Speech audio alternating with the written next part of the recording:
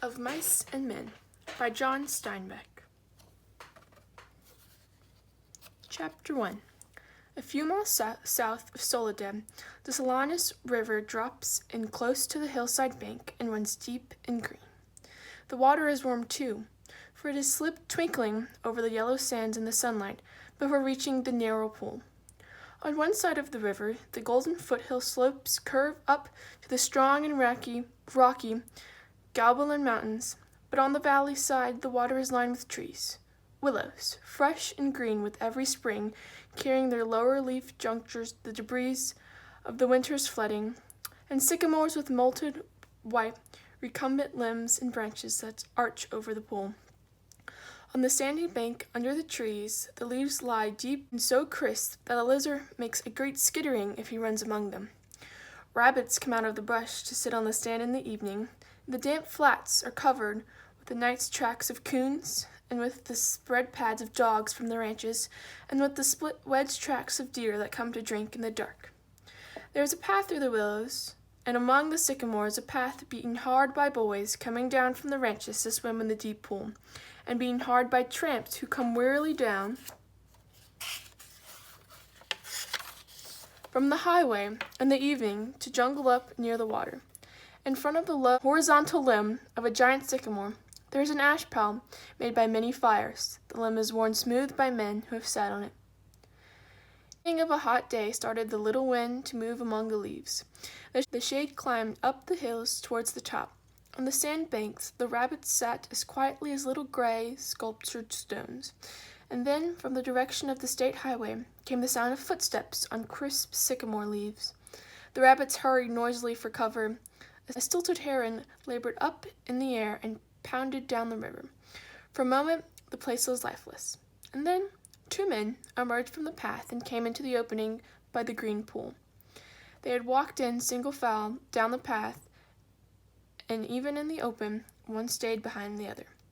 Both were dressed in denim trousers and in denim coats with brass buttons.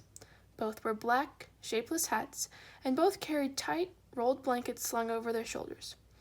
The first man was small and quick, dark of face, with restless eyes and sharp, strong features. Every part of him was defined. Small, strong hands, slender arms, a thin and bony nose. Behind him walked his opposite, a huge man, shapeless of face, with large, pale eyes, with wide, sloping shoulders. And he walked heavily, dragging his feet a little, the way a bear drags his paws. His arms did not swing at his sides, but hung loosely. The first man stopped short in the clearing, and the follower nearly ran over him. He took off his hat and wiped the sweatband with his forefinger that snapped the moisture off. His huge companion dropped his blankets and flung himself down and drank from the surface of the green pool, drank with long gulps, snorting into the water like a horse. The small man stepped nervously behind him. "Lenny," he said sharply. "Lenny, for God's sakes, don't drink so much." Lenny continued to snort into the pool. The small man leaned over and shook him by the shoulder. "Lenny, you're going to be sick like you was last night." Lenny dipped his whole head under, hat and all, and then he sat up on the bank and his hat dripped down his blue coat and ran down his back. "That's good," he said. "You drink some, George. You take a good big drink." He smiled happily. George unslung his bindle and dropped it gently on the bank. "I ain't sure it's good water," he said. "Looks kind of scummy." He dabbled his paw in the water and wiggled his fingers so the water arose in little splashes. Rings widened across the pool to the other side and came back again. Lenny watched them go. "Look, George. Look what I've done." George knelt beside the pool and drank from his hand with quick scoops. "Tastes all right," he admitted. "Don't really seem to be running, though. You never ought to drink water when it ain't running, Lenny," he said hopelessly. "You drink it out of a gutter if you was thirsty." He threw a scoop of water into his face and rubbed it about with his hand, under his chin and around the back of his neck. Then he replaced his hat, pushed himself back from the river, drew up his knees, and embraced them. Lenny, who had been watching, imitated George exactly. He pushed himself back, drew up his knees, embraced them, looked over to George to see whether he had it just right. He pulled his hat down a little more over his eyes, the way George's hat was. George stared morosely at the water. The rims of his eyes were red with sun glare. He said angrily, "We could have just as well rode clear of the ranch if that bastard bus driver knew what he was talking about. Just a little stretch down the highway," he says. Just a little stretch. Goddamn near 4 miles, that's what it was. Didn't want to stop at the ranch gate, that's what. Too goddamn lazy to pull up. Wonder if it isn't too goddamn to stop in Soledad at all. Cusses out and says, just a little stretch down the road. I bet it was more than 4 miles. Damn hot day. Lenny looked timidly over to him. George? Yeah, what do you want? Where are we going, George? The little man jerked down the brim of his hat and scowled over at Lenny. So you forgot that I already told you. I gotta tell you again, do I? Jesus Christ, you're a crazy bastard. I forgot, Lenny said softly. I tried not to forget, honest. Honest to God I did, George. Okay, I'll tell you. I ain't got nothing to do. Might as well just spend all my time telling you things and then you forgetting them and I tell you them again. Tried and tried, said Lenny, but it didn't do no good. I remember about the rabbits, George. The hell with the rabbits. That's all you ever can remember is them rabbits, okay? Now listen, this time you gotta remember so we don't get in no trouble.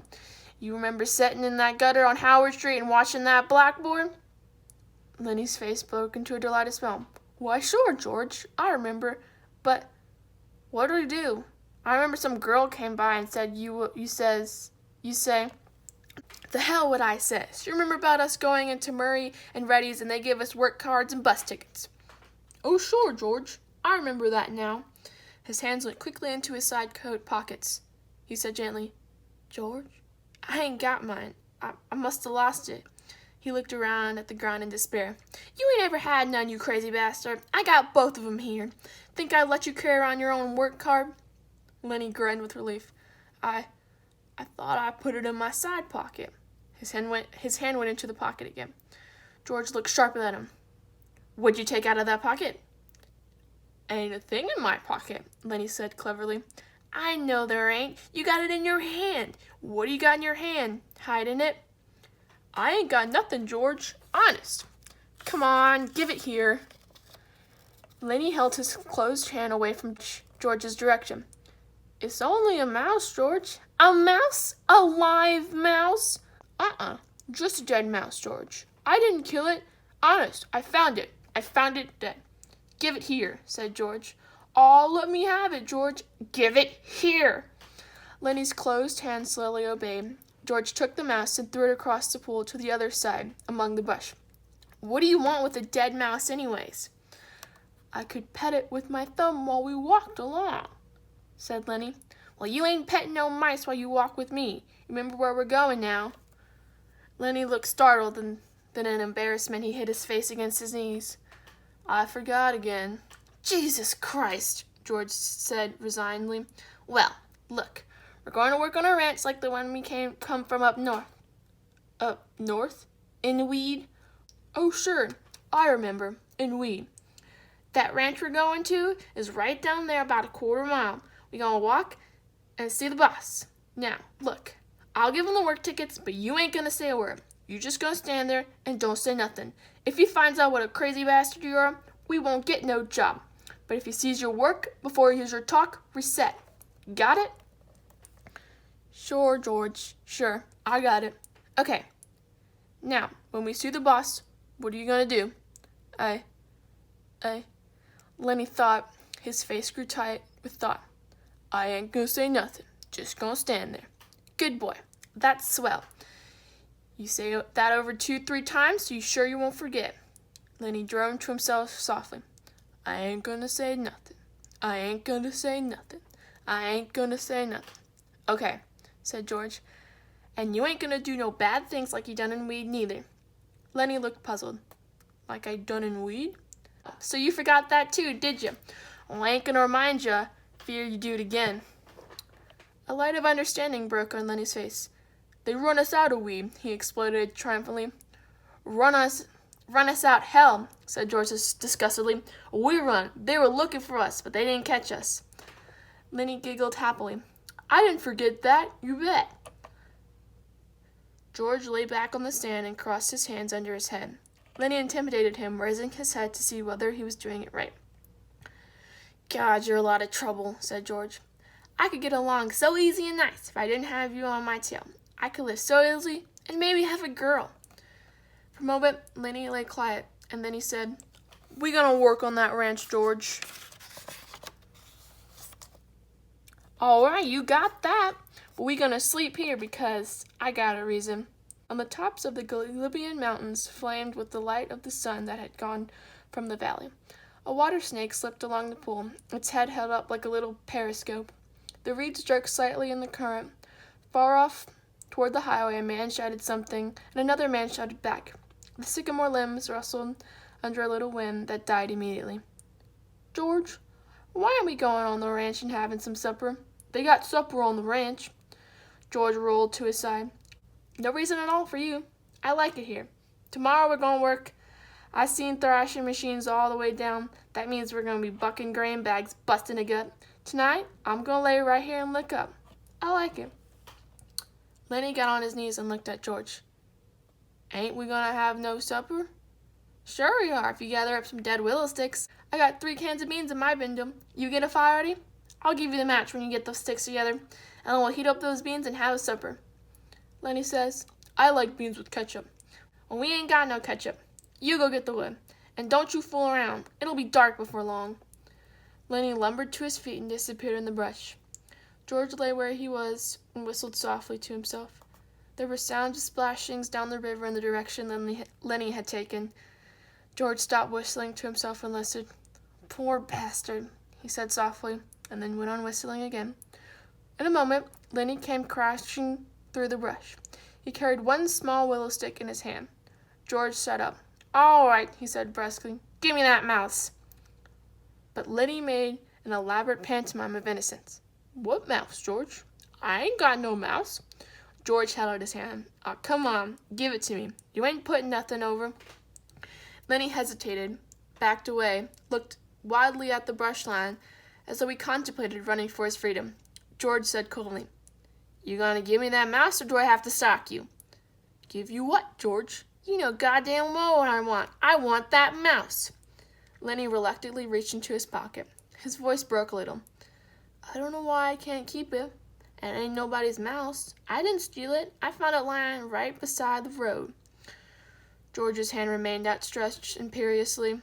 Slowly, like a terrier who doesn't want to bring back a ball to its master, Lenny approached, drew back, approached again.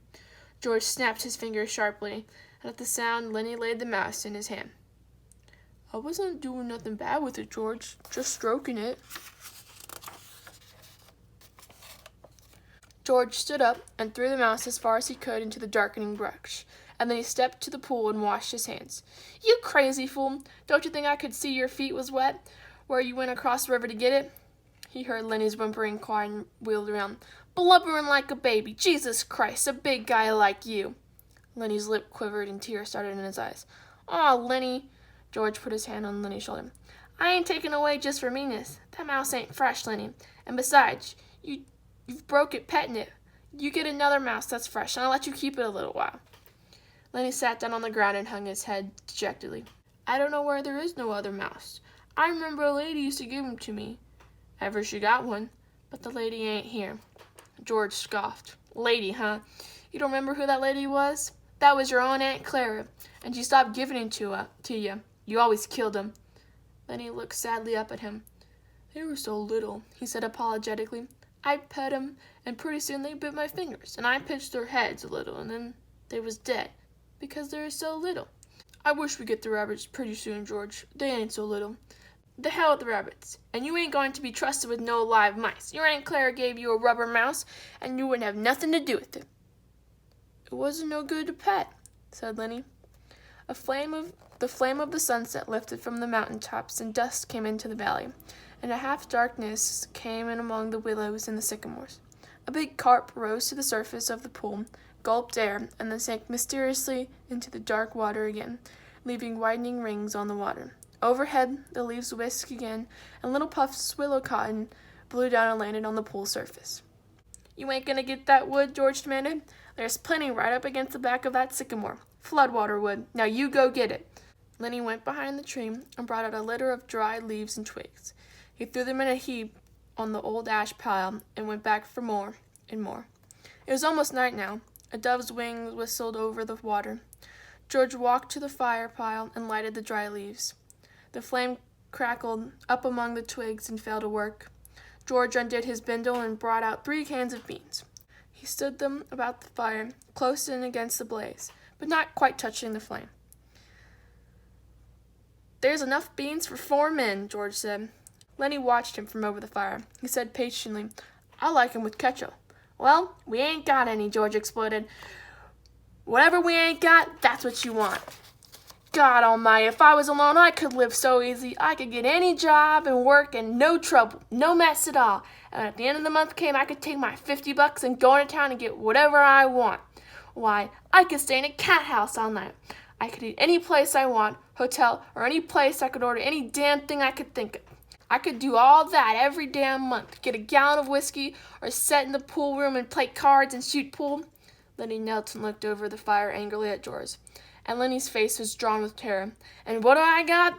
George went on fiercely. "I got you. You can't keep a job and lose me every job I get. I just keep shoving all over the country all the time. And I ain't the worst. You get in trouble. You do bad things, and I gotta get you out." His voice rose nearly to a shout. "You crazy son of a bitch. You keep me in hot water all the time." He took on the elaborate manner of little girls when they're mimicking one another. "Just want to touch the girl's dress. Just wanted to pet it like it was a mouth. Well, how the hell does she know you just wanted to feel her dress? She jerks back and you hold on to her like it was a mouse. She yells and we gotta hide in the irrigation ditch all day with guys looking for us, and then we gotta sneak out in the dark and get out of the country. All the time, something like that, all the time. I wish I could put you in a cage with 1,000,000 mice and let you have fun." His anger left him suddenly. He looked across the fire at Lenny's anguished face, and then he looked ashamedly at the flames. It was quite dark now, but the fire lighted the trunks of the trees and curving branches overhead. Lenny crawled slowly and cautiously around the fire until he was close to George. He sat back on his heels. George turned the bean can so that another side faced the fire. He pretended to be unaware of Lenny so close behind him. "George?" very softly. No answer. "George, what do you want?" "I was only fooling, George. I don't want no ketchup. I wouldn't eat no ketchup if it was right here beside me. If it was, you could have some. But I wouldn't eat none, George. I leave it all for you. You could cover your beans with it, and I wouldn't touch none of it." George stared morosely into the fire. "When I think of a swell time I could have without you, I go nuts. I never get no peace." Lenny still knelt. He looked off into the darkness across the river. "George, you want I should go away and leave you alone?" "Where the hell could you go?" "Well, I could go off into the hills there, someplace I'd find a cave." "Yeah, and how'd you eat? You ain't got sense enough to find nothing to eat." "I'd find things, George. I don't need no nice food with ketchup. I lay out in the sun, and nobody'd hurt me. And if I found a mouse, I could keep it. Nobody'd take it away from me."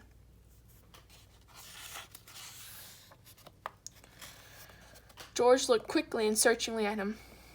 "I've been mean, ain't I? If you don't want me, I can go off in the hills and find a cave. I can just go away any time." "No, look, I was just fooling, Lenny, 'cause I want you to stay with me. Trouble with mice is you always kill them." He paused. "Tell you what I'll do, Lenny. First chance I'll get, I'll give you a pup. Maybe you wouldn't kill it. It'd be harder than a mice, and you could pet it harder." Lenny avoided the bait. He'd sensed his advantage. "If you don't want me, you only just gotta say so, and I'll go off in those hills right there, right up in those hills and live by myself. And I won't get no mice stole from me." George says, "I want you to stay with me, Lenny. Jesus Christ, somebody'd shoot you for a coyote if you was by yourself. No, you stay with me. Your Aunt Clara wouldn't like you running off by yourself, even if she is dead." Lenny spoke craftily. "Tell me, like you done before." "Tell you what?" "About the rabbits." George snapped. "You ain't gonna put nothing over me." Lenny pleaded. "Come on, George. Tell me. Please, George. Like you done before." "You get a kick out of that, don't you? All right, I'll tell you, and then we'll eat our supper. George's voice became deeper. He repeated his words rhythmically, as though he had said them many times before. Guys like us that work on ranches are the loneliest guys in the world. They got no family. They don't belong no place. They come to a ranch and work up a steak, and then they go into town and blow their steak. And the first thing you know, they're pounding their tail on some other ranch. They ain't got nothing to look ahead to. Lenny was delighted. That's it. Now tell how it is with us. George went on. With us, it ain't like that. We got a future. We got somebody to talk to that gives a damn about us. We don't have to sit in no bar room blowing our jack just because we got no place else to go. If them other guys gets in jail, they can rot for all anyone gives a damn, but not us. Lenny broke in. But not us. And why? Because I got you to look after me, and you got me to look after you. And that's why. He laughed, delighted. Go on now, George. You got it by heart. You can do it yourself. No, you. I forget all the things. Tell us how it's going to be. Okay, someday we're going to get the jack together, and we're going to have a little house and a couple of acres and a cow and some pigs and live off the fat of the land. Lenny shouted. And have rabbits. Go on, George. Tell about what we're going to have in the garden, and the rabbits in the cages, and the rain, and the winter, and the stove, and how thick the cream on the milk, like you can hardly cut it. Tell about that, George. Why don't you do it yourself? You know all of it. No, you tell it. It ain't the same if I tell it. Go on, George. How I get to tend to the rabbits. Well, George said, we have a big vegetable patch, and a rabbit hutch and chickens. And when it rains in the winter, we'll just say the hell to going to work, and we'll build a fire in the stove and sit around it and listen to the rain coming down the roof. Nuts. He took out his pocket knife. I ain't got time for no more. He drove the knife to the top of the bean can, sawed out the top, and passed the can to Lenny. Then he opened a second can. From his side pocket, he brought out 2 spoons and passed one of them to Lenny. They sat by the fire and filled their mouths with beans and chewed mightily. A few beans slipped out the side of Lenny's mouth. George gestured with the spoon. What are you going to say tomorrow when the boss asks you questions? Lenny stopped chewing and swallowed. His face was concentrated. I ain't gonna say a word. Good boy. That's fine, Lenny. Maybe you're getting better. And when we get the couple acres, I can let you tend to the rabbits, all right? Especially if you remember as good as that. Lenny choked with pride. I can remember, he said. George motioned with his spoon again. Look, Lenny, I want you to look around here. You can remember this place, can't you? The ranch is about a 1/4 mile that way. Just follow the river. Sure, said Lenny. I can remember this. Didn't I remember about not going to say a word? Of course you did. Well, look, Lenny, if you just happen to get in trouble like you always done before, I want you to come right here and hide in the brush. Hide in the brush, said Lenny slowly. Hide in the brush till I come for you. Can you remember that? Sure I can, George. Hide in the brush till you come. But you ain't gonna get in no trouble, because if you do, I won't let you tend to the rabbits. He threw his empty bean can into the brush. I won't get into no trouble, George. I ain't gonna say a word. Okay, bring your bundle over here by the fire. It's gonna be nice sleeping here, looking up and the leaves. Don't build no more fire. We'll let her die down. They made their beds on the sand, and as the blaze dropped from the fire, the sphere of light grew smaller. The curling branches disappeared, and only a faint glimmer showed where the tree trunks were. From the darkness, Lenny called, George, you asleep? No. What do you want? Let's have different colored rabbits, George. Sure we will, said Lenny sleepily. Red and blue and green rabbits, Lenny. Millions of them. Furry ones too, George. Like I seen at the fair in Sacramento. Sure, furry ones. 'Cause I can just as well go away, George, and live in a cave. You can just as well go to hell, said George. Shut up now. The red light dimmed on the coals. Up the hill from the river, a coyote yawned, and a dog answered from the other side of the stream. The sycamore leaves whispered in a little night breeze.